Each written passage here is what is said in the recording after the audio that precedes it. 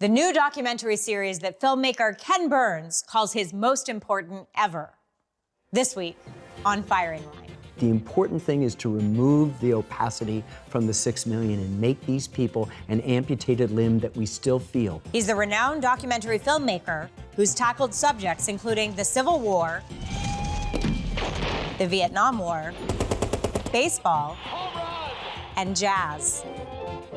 Now Ken Burns, along with Sarah Botstein and their team, are examining one of the darkest moments in history, the Holocaust, from the perspective they say every American needs to know. The new series, The U.S. and the Holocaust, examines what the U.S. did and didn't do as Hitler murdered 6 million Jews. No more refugees outside the limited quotas would be offered even temporary shelter. And asks important questions. What did the U.S. government and ordinary Americans know about the horror? Why didn't the U.S. take in more refugees? Have we learned the right lessons? You will not replace us! What do filmmakers Ken Burns and Sarah Botstein say now? Firing Line with Margaret Hoover is made possible in part by Robert Granieri, Charles R. Schwab, the Fairweather Foundation, the Asness Family Foundation, and by the Rosalind P. Walter Foundation, Damon Button, the Pritzker Military Foundation, on behalf of the Pritzker Military Museum and Library, and the Mark Haas Foundation. Corporate funding is provided by Stevens, Inc. Ken Burns, Sarah Botstein, welcome to Firing Line. Thank you. Thank you. You have, along with your director and producer, Lynn Novick, come out with a 3-part documentary series called The U.S. and the Holocaust, which premieres this Sunday. There are at least 100 documentaries about the Holocaust. So why did you need to make this film now? We decided to do this in 2015. It was a far different environment in 2015, and it's taken us 7 years to do it. So there's not a sense of now, we're just drawn to topics authentically. And it's not that there's 100 films or 1,000 films or no films about him. It's just that we have to feel like we've got an angle to pursue it. In this case, for us, it was really important to re-see the Holocaust through the lens of what the U.S. involvement is in terms of what we knew and when we knew it, what we didn't know, what we did know, what we did, what we didn't do, what we should have done, all of these sorts of myriad questions that had beset us as we approached myriad other projects. The series was originally set to be released in 2023. And Ken, I've heard you say I will not work on a more important film than this. And so I wonder, Sarah, was there no urgency in moving up the date? Well, there definitely was urgency in moving up the date, and we will put that squarely on the man to my left here, who I think realized as we were making the film and these themes that we were exploring felt more and more urgent as things were happening while we were editing the film in real time. And he turned to us and said, I think we have to accelerate this broadcast. I don't want to wait a year. And we all kind of gulped and said, okay, we're going to really try to make that happen. And he was right. The Anti-Defamation League has been tracking anti-Semitic incidents since 1979 and has noted that they have reached an all-time high. Does the rising prevalence of anti-Semitism in our country today influence the way you approach this? No. It's really important to understand that there's not a film that we've worked on, and I've done more than 40, in which you're not aware while you're working on it that it has a resonance in the present. And it's the responsibility of the filmmaker, unless you're a different kind of filmmaker, to ignore that. And so we are trying to faithfully tell our story, not point arrows at it or neon signs saying, isn't this so like today? But we realized we sort of had an obligation to the story and to ourselves and to the people, our audience, to bring it up to the present. So in a very short, few-minute, impressionistic, no narration, there's a sense of gathering. Some of the things that the ADL is documenting, the killing of people at the Tree of Life Synagogue in Pittsburgh, rising xenophobia and nationalist sentiment, the anti-immigrant thing, the racism, the anti-Semitism, which seems to have a new flowering. So we had obligations, not so much as filmmakers, but as citizens, to sort of say, and this is happening. There's a moment in the film when the great Holocaust scholar Deborah Lipstadt says, the time to stop a genocide is before it happens, to which I would add in my own modest way, the time to save a democracy is before it's lost. Do you think we're there now? I think that we've had three great crises leading up to here. The Civil War, the Depression, and the Second World War. At the end of the Constitutional Convention, Franklin was asked what he'd created, a monarchy or a republic, and he said, a republic if you can keep it. And I think that through more than 245 years, we've been able, in the midst of those crises, to keep those institutions well, that we've had the free and fair elections, that we've had the peaceful transfer of power, we've had the respect for institutions. The courts have remained independent for the most part. But right now, I think we're in our fourth great crisis, and the institutions that have been the bulwark of the success of our democracy and the peaceful transfer of power are all under assault. I've heard you say you believe this is one of the most challenging times in our history. Yes. You can understand from many people who came to know you through your series on the Civil War that that lands very strongly. Is this more important and more serious than the Civil War? I don't think it's more important or more serious. I think that it has the capability of being subtle enough in its manifestations that we can miss the ultimate seriousness. You know, there was an election in the middle of the Civil War, and there was a peaceful transition of power, and we got to have the second inaugural address, which is one of the most beautiful speeches in history because of that. Ken, you have said that, I'm paraphrasing, every film you do is about the same thing. Yeah. That it's about us. Yeah. It's about us as a country, us as a people.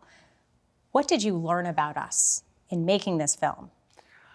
It's very hard to put your finger on it quite precisely. I think it is the fact that we have, with the Holocaust, conveniently hid behind the skirts that we didn't know anything, and that therefore we are disconnected by an ocean and a continent from these events that took place, when in fact we knew, and we chose not to do more to help the people who were throughout the 30s and then into the 40s trying to escape, this cataclysm, and that is on us, I think. You go into this long tradition of xenophobia and frankly also isolationism, but you deal with our treatment of indigenous groups and Black Americans as a starting point for that. And then you dive into how Hitler himself was actually inspired by some of these darker chapters in American history. Sarah, tell me more. Well, as Nell Painter says, we have to confront Native American genocide to understand our history. But Hitler understood that about us, and he said, our Mississippi must be the Volga, so he wants to move east, and what is in his way are these populations of Jews. The film really dives into how Hitler took inspiration from the American legal system and how it treated Black Americans in the context of our Jim Crow laws. Yeah. I think Hitler admired most our ability to subdue and sort of eliminate the native population and to isolate them into reservations, read concentration camps. German jurists did study our Jim Crow laws to fashion the first discriminatory laws against Jews, and in fact, they were less harsh than ours. After that happens, there's a hue and cry about many of the things he's done and protests against them, and the invariable answer to our protests against the treatment of the Jews in the developing 30s is Mississippi. The scholar Peter Hayes says in our film, you consider these people inferior and you pass laws to limit their abilities. We consider these people inferior and that's all we're doing. How dare you talk to this about it? Mm-hmm. Public opinion in the United States was often not in favor of helping the Jewish people. And, the actions of the United States federal government, led by President Franklin Delano Roosevelt, often reflected that public and popular opinion. So by the end of the Holocaust, the United States had admitted 225,000 Jewish refugees, more than any other sovereign took in. Mm-hmm. But still only a fraction of the 6 million Jews who perished. Why did the U.S. not do more? Ken and then Sarah. Well, there's rampant anti-Semitism in the United States. It's been fired up by authoritarian figures in the media, not dissimilar to today. Father Coughlin, the radio priest, preaching hatred about Jews to millions. Henry Ford, the industrialist, has bought a newspaper and republished one of the most vile hoaxes about Jewish power called the Protocols of the Elders of Zion. You have a lot of people dislocated by the Depression who are susceptible to scapegoating, and that's what human beings do. They make others of other people. There are implacable racists and anti-Semites in the State Department who slow walk. I mean, if we had just followed the quota system, the restrictive quota system, we could have let in 5 times as many Jews.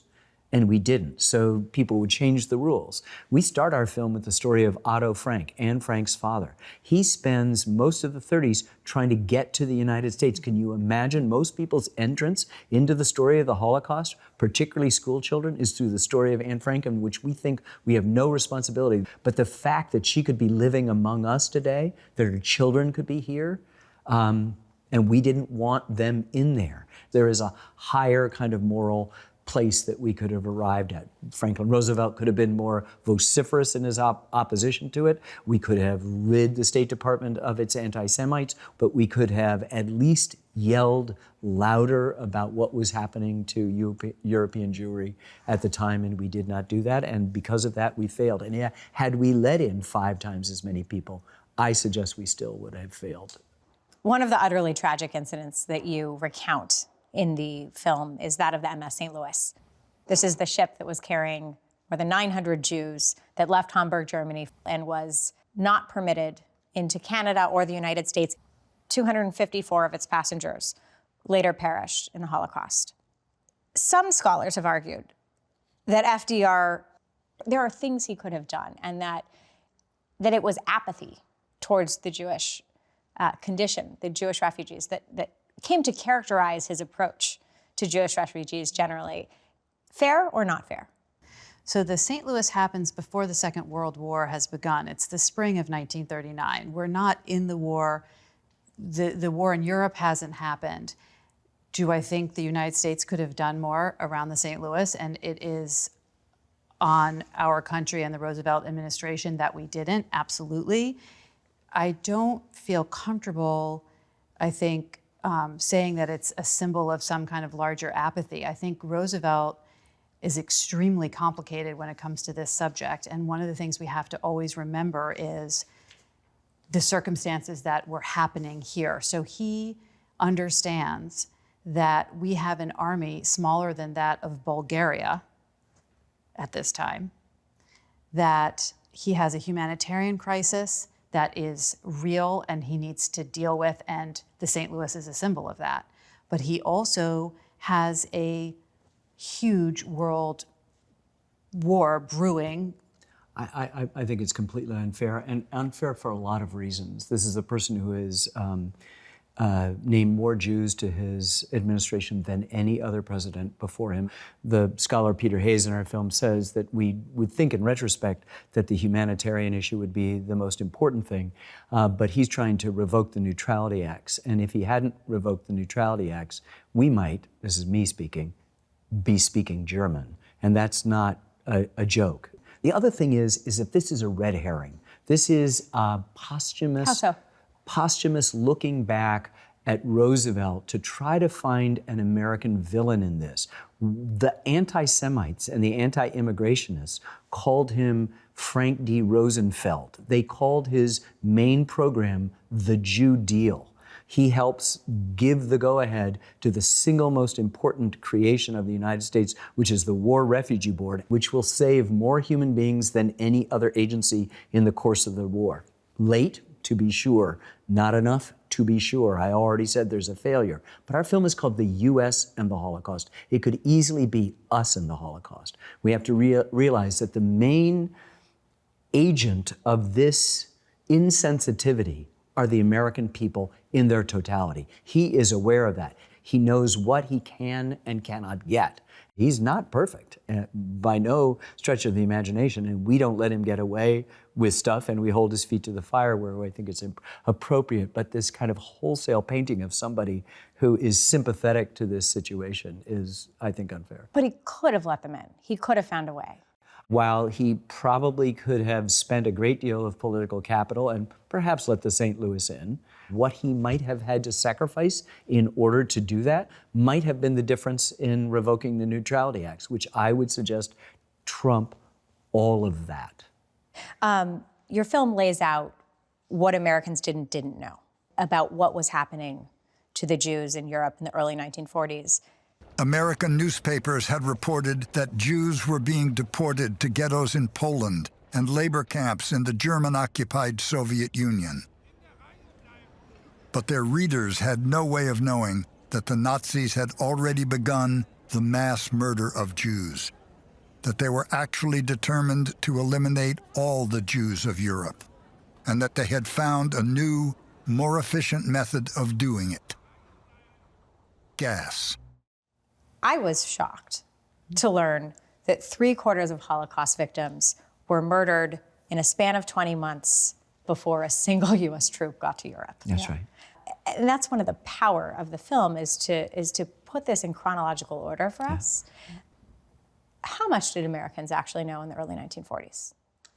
Once Hitler invades the Soviet Union and they want to move east, they murder in a span of 20 months, known the Shoah by bullets, mostly shooting Jewish men, women, children, elderly people into pits. There is some reporting in 1942 about that, but a lot of it happens in secret, and we don't know all of the information.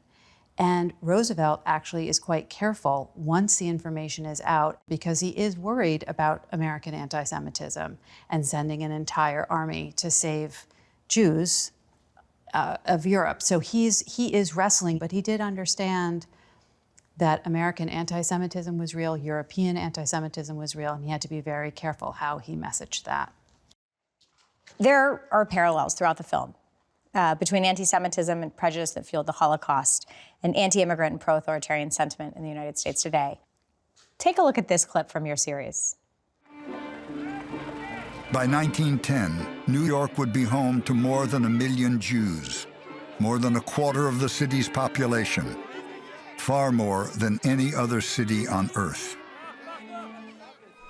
The anxieties about urbanization, about unlettered, untutored, relatively uneducated peoples coming in large numbers, the sense that disease was a problem, all of these worries were amalgamated into a belief that immigrants caused these problems, and thus immigration should be held down.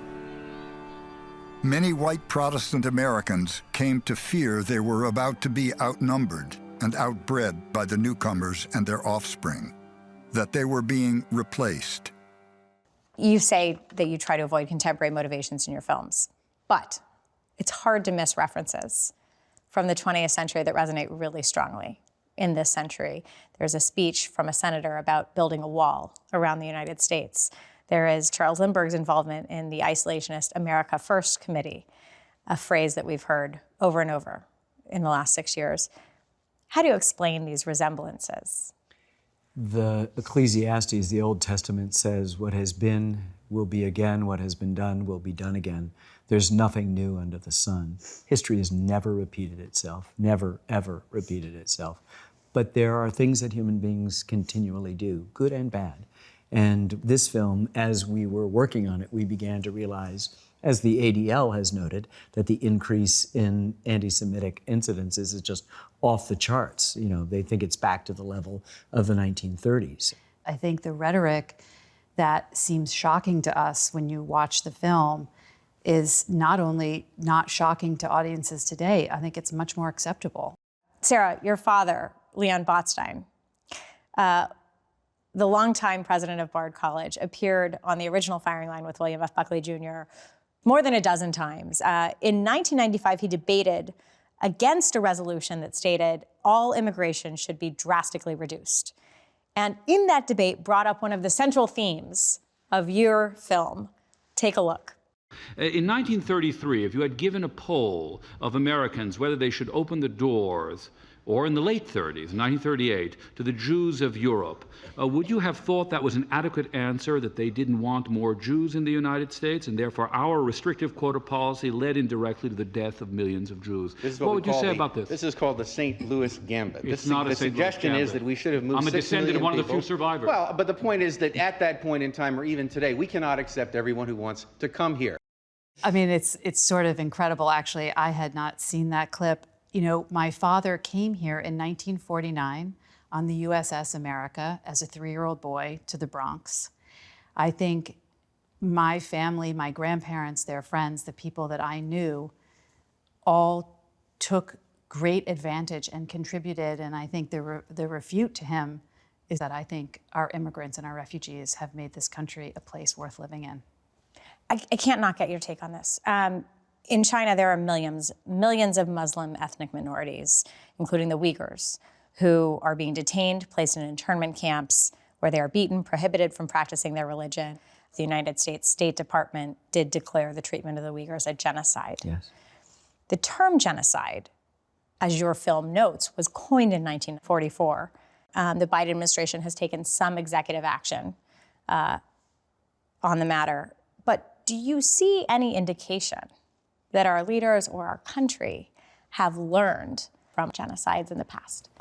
I don't see how we can be positive in this regard. You know, we said at the end of the Second World War about the Holocaust, never again. And we have had genocides in Rwanda and Bosnia and Herzegovina. We've had them in Syria. We've had, as you pointed out, among the Uyghur minority in China, among the Rohingyas in Southeast Asia. It seems to be a perpetual human thing. We're now in the midst of a war in Ukraine, which is covering the same territories, the same towns that are in our film. And you find human beings back, as Ecclesiastes recognized millennia ago, that there's nothing new under the sun. Your film ends with a montage of imagery, including Charleston's Emmanuel Church shooter Dylan Roof, neo-Nazis rallying in Charlottesville, scenes from Pittsburgh after the Tree of Life, synagogue shooting, and scenes from January 6th. Have a look at this clip. We have seen the nadir of human behavior, and we have no guarantee that it won't recur. If we can make that clear and graphic and understandable, not as something to imitate, but as a warning of what can happen to human beings, then perhaps we have one shield against its recurrence.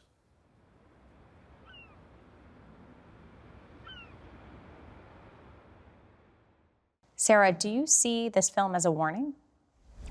I do think that the film can be a warning that human beings are capable of doing horrendous things to each other so bad that while they're happening, they can't believe it's happening.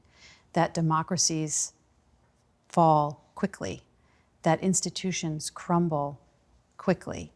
And for me, that is the thing to push against, that I still believe, having made this film and worked with Ken for as long as I have, that America is a very special country. It is a great land of opportunity, that we are very privileged to live in a pretty much working democracy, and that we can push against, use the system to make it better.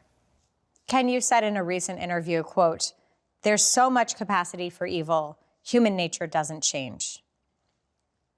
What gives you hope then? Well, I think that we are still the nation of immigrants, right? Even though we are also a nation that does not believe in that. And so for me, it's about the acceptance of using facts to tell complex stories in which a thing and the opposite of a thing, as Wynton Marsalis said to us in Jazz, could be true at the same time. That you could contain with a Franklin Roosevelt someone disposed to help and at times unable and unwilling, perhaps, to help. This is what we like, big, huge, complicated sagas in which nobody is perfect. And at the same time, out of that, in this film, which we haven't talked about, are all the heroic individuals who sacrifice life and limb to save other human beings. We have turned the number 6 million into an opaque figure that means nothing.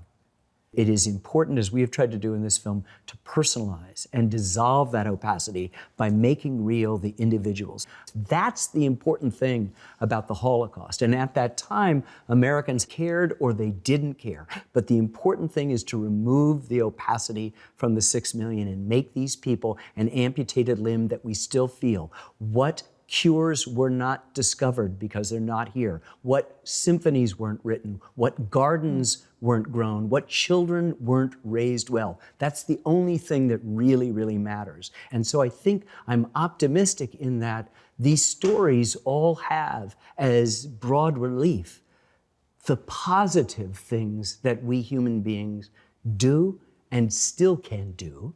And I'll say again that the time to save a democracy is before it's lost. The series is U.S. and the Holocaust. It starts this Sunday. Congratulations to you both, and thank you for the contribution. Thank you for having us. Firing Line with Margaret Hoover is made possible in part by Robert Granieri, Charles R. Schwab, the Fairweather Foundation, the Asness Family Foundation, and by the Rosalind P. Walter Foundation, Damon Button, the Pritzker Military Foundation on behalf of the Pritzker Military Museum and Library, and the Mark Haas Foundation. Corporate funding is provided by Stevens, Inc.